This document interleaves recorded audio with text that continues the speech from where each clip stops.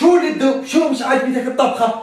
تتشنف علي تقول اني بطبخ لمين اني؟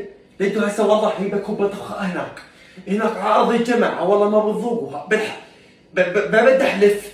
لد علي لا تنغصني لاني عرفتك. شوفي وين صارت.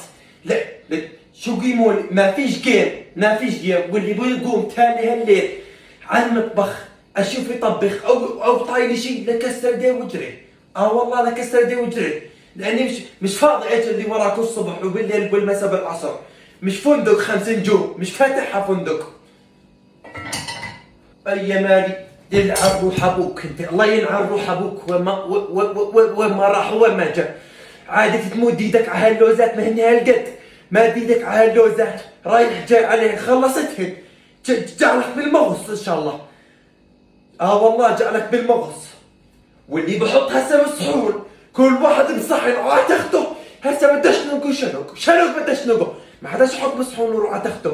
دمرتوا الدار بالرز، الرز على السجاده وين ما جا في رز مطبع، وين ما جا في صوص.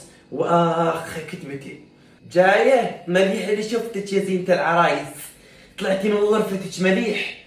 اجيت ناديت شوال هالقد تتعينيني، الله لا يعينك. لا بجاز وقرنكات وبرميل من الحجاز وما تفرحي بجهاز.